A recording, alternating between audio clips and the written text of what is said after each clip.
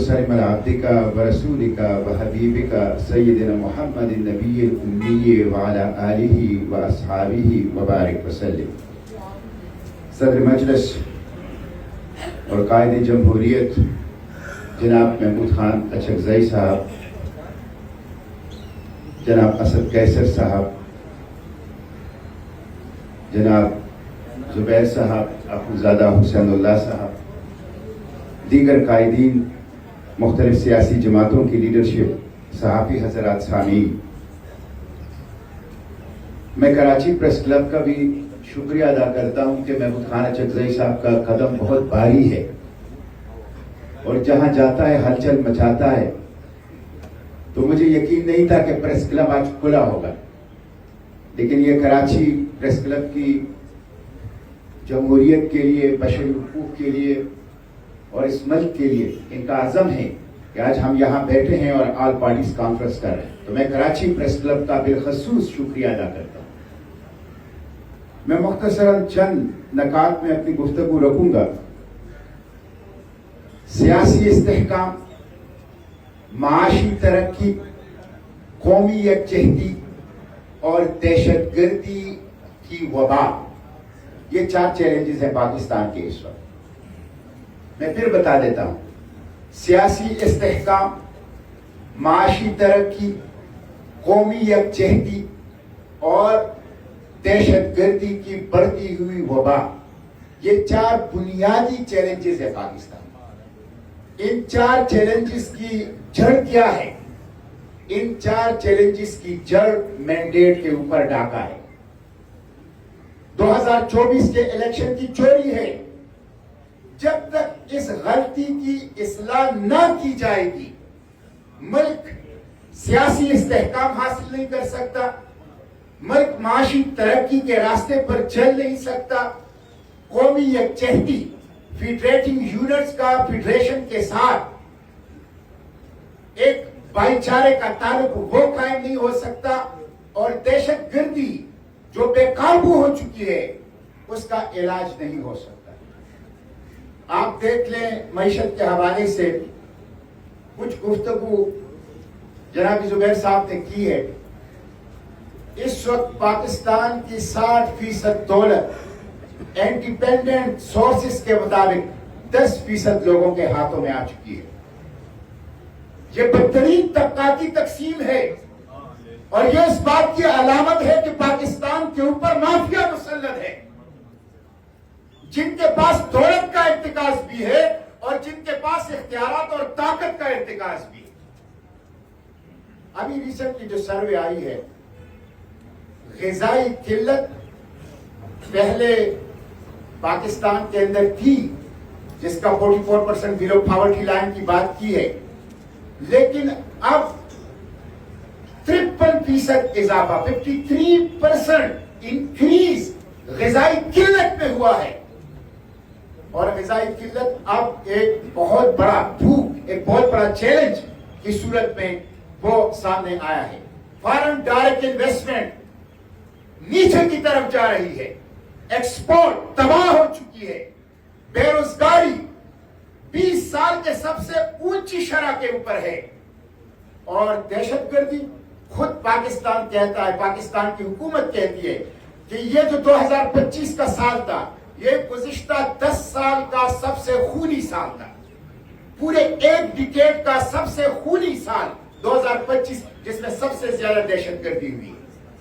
یہ سارے چیلنجز یہ ثابت کرتا ہے کہ یہ حکومت ناکام ہے. ان کی اخلاقی جڑیں نہیں ہیں، قانونی جڑیں نہیں ہیں، یہ ڈیلیور نہیں کر سکتے. اور جب یہ ڈیلیور نہیں کر سکتے تو کہتے ہیں اب ونڈر بوائے کی ضرورت ہے. ونڈر بوائے کی بات جب کرتے ہو تو اس کا مطلب ہے پنڈی بوائے فیل ہو گیا ہے، فیل ہو گیا ہے پنڈی بوائے، اس لیے ونڈر بوائے کی بات کی جاتی ہے. تو یہ بنیادی ایشوز ہیں.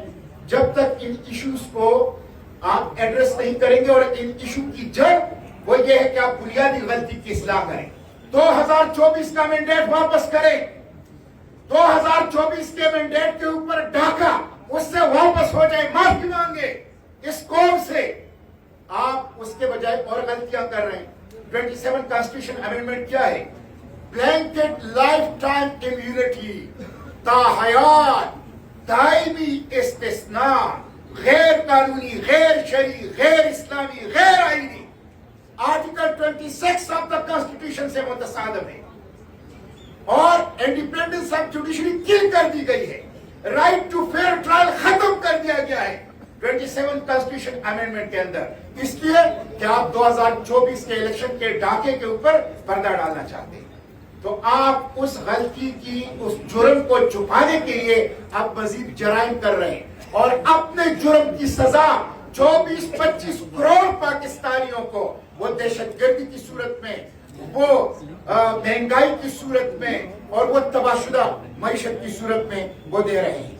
اس لیے مینڈیٹ کی واپسی اور آئین کی بحالی اور انڈیپینڈنٹ عدلیہ کی بحالی اور سویلین سپریمیسی اور ساورن پارلیمنٹ اور فری پریس اور فنڈامنٹل رائٹ کی ریسٹوریشن، یہ آج کی جنگ ہے پاکستان کی، اور ہر پاکستانی کو اس جنگ کے اندر شامل ہونا چاہیے۔ تحریک تحفظ آئین پاکستان اسی جنگ کو لے کے آگے بڑھ رہی ہے۔ میں اس موقع کے اوپر ایک بات وہ تیرا آپریشن کی بھی کرنا چاہتا ہوں کہ میں خیبر پختونخوا سے تعلق رکھتا ہوں۔ یہ سردیوں کا موسم ہے، برف باری ہو رہی ہے، اور اس برف باری میں محب وطن افریقیوں کو، جنہوں نے آزادی کی جنگ لڑی ہے فرنگیوں کے خلاف، آپ ان کے بچوں کو، خواتین کو، بوڑھوں کو، بیماروں کو نقل مکانی کے اوپر مجبور کر رہے ہیں۔ آپ پہلے یہ حساب تو دے کہ 22 ملٹری آپریشن کیوں ناکام ہو گئے؟ ہر ملٹری آپریشن کے بعد آپ نے اعلان کیا دہشت گردوں کی کمر توڑ دی گئی۔ دہشت گرد تو آج بھی موجود ہے، پختونوں کی کمر توڑ دی ہے تم نے۔ اور یہ کیسے ملٹری آپریشن ہے جس سے پختون تو تباہ ہو گئے، لیکن جرنیلوں نے پاپا جونز کمپنیاں بنائی، جرنیلوں نے جزیرے خریدے۔ اس لیے پختونوں کی نقل مکانی، تیروں آپریشن، خیبر پختونخوا کے اندر ملٹری آپریشن کسی صورت پاکستان کے عوام اور پختونوں کو قبول نہیں ہے۔ پہلے 22 ملٹری آپریشن کی ناکامی کا حساب دو، اس کے بعد بات کی جائے۔ اور اس کے ساتھ ساتھ میں یہاں پہ یہ جو اس وقت پاکستان کو اوپن ایئر پریزن بنایا ہے ایمان مزاری کے اوپر، آپ دیکھیں جج صاحب کہتا ہے، محمود خالد چکزئی صاحب، جج صاحب جب عمران خان سے ملاقات کے لیے بات کی جاتی ہے، مارنگ بلوچ سے ملاقات کے لیے میں خود کوئٹہ جیل گیا، مجھے ملاقات کا موقع نہیں دیا گیا۔ علی وزیر سے ملاقات کے لیے میں سکر جیل آیا، ایک دن سکر جیل میں رہا، ملاقات کا موقع نہیں دیا گیا۔ جج صاحب وہاں نظر نہیں آتے، لیکن جب ہادی علی چٹا اور ایمان مزاری کی بات ہوتی ہے، جج کہتے ہو افغانستان میں ہو، ہندوستان میں ہو، حاضر کرو۔ جج کہتے ہو خشکی میں ہو، پہاڑ میں ہو، سمندر میں، حاضر کرو۔ کیوں؟ اس لیے کہ ہادی علی چٹا اور ایمان مزاری کہتا ہے کہ بادشاہ ننگا ہے، ننگے بادشاہ کو ننگا کہتا ہے، اس لیے ان کو حاضر کر لو۔ یہ ظلم ہے۔ سہراب برکت کی گرفتاری، ان کی جیل میں، یہ ظلم ہے۔ سیاسی قیدیوں، عمران خان، بشرا بی بی، اعجاز چودھری، شاہ محمود، علی وزیر، مارنگ بلوچ، عبدالصمد، سہراب برکت، یہ سب وہ لوگ ہیں جو عوامی حقوق کی آواز اٹھانے کے جرم میں طاقتوروں کے خلاف ایبسلوٹلی ناٹ کا للکار بلند کرنے کی صورت میں جیل کے اندر ہے۔ اس لیے یہ جمہوریت کی جنگ ہے، یہ بشری حقوق کی جنگ ہے، یہ آئین کی جنگ ہے، یہ انڈیپینڈنٹ جوڈیشری کی جنگ ہے، یہ اقبال اور قائد کے پاکستان کی جنگ ہے، یہ بند کمروں میں بیٹھے والے چند چوکیداروں سے اس 25 کروڑ کے عوام کی رہائی کی جنگ ہے۔ تو میں مذمت کرتا ہوں ایمان مزاری اور ہادی علی چٹا کے خلاف جج کی، عدالتوں کی اس رویے کی، اور جھوٹے وفاقی حکومت کی طرف سے ان کے خلاف جھوٹے کیسز کی۔ میں اس موقع پہ آخری بات کر کے اپنی گفتگو سمجھوں گا۔ میں کراچی میں ہوں، کراچی ڈاکٹر عافیہ صدیقی کا شہر ہے، اور مارچ میں ڈاکٹر عافیہ صدیقی کو 23 سال پورے ہو جائیں گے امریکی جیل میں۔ ایک جرنیل نے، پرویز مشرف نے $55,000 میں اس کو امریکہ کو فروخت کر دیا، یہ اب ثابت ہو چکا ہے۔ امریکی سینٹ اور کانگریس میں اس کے دستاویزات پیش ہو چکے ہیں. ان جرنیلوں نے آئین کو بھی توڑا, ان جرنیلوں نے عدلیہ کو بھی قبضہ کر لیا, ان جرنیلوں نے ہماری بیٹیوں کو بھی فروخت کر دیا. 23 سال اس کے مارچ کے اندر پورے ہو رہے ہیں. اس لیے ہم مطالبہ کرتے ہیں ڈاکٹر عافیہ صدیقی کو رہا کیا جائے, اور رہائی بالکل ممکن ہے. کیسے ممکن ہے؟ ایک دستاویز, ایک صفحے امائکس بریف آج وفاقی حکومت لکھ لیں, جس کے خلاف اسلام آباد ہائی کورٹ میں ہم نے ریٹ پٹیشن کی ہے, جس کے خلاف اس جج کو بیچارے کو سزا دی گئی کہ اس نے شہباز شریف کو کنٹمپٹ آف کورٹ کا نوٹس جاری کر دیا تھا. ایک صفحے کا نوٹس شہباز شریف لکھیں امائکس بریف کہ پاکستانی حکومت ڈاکٹر عافیہ صدیقی کی رہائی کے حق میں ہے. صرف یہ لکھیں ڈاکٹر عافیہ رہا ہو جائے گی. لیکن یہ نہیں کریں گے, یہ نہیں کریں گے, یہ نہیں کر رہے.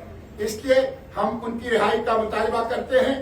اور اس موقع کے اوپر میں اپنی طرف سے تعاون کا یقین دلاتا ہوں. خبریں آ رہی ہے محمود خان اچکزئی صاحب کہ ووٹر کی عمر 18 سال سے 25 سال کر رہے ہیں. میں کہتا ہوں 40 سال بھی کر لو, قوم تمہیں قبول نہیں کرے گی انشاءاللہ. تم نفرت کی علامت ہو, نفرت کی علامت ہو تم. قوم تمہیں کسی صورت انشاءاللہ قبول نہیں کرے گی. ہم اس جدوجہد کو انشاءاللہ جاری رکھیں گے. اور میں پاکستان رائٹس موومنٹ کی طرف سے شانہ بشانہ انشاءاللہ ساورن پارلیمنٹ کا, ٹرو ڈیموکریسی کا, انڈیپینڈنٹ جوڈیشری کا, فنڈامنٹل رائٹس کا یہ جنگ آپ کے ساتھ انشاءاللہ لڑوں گا. بہت شکریہ.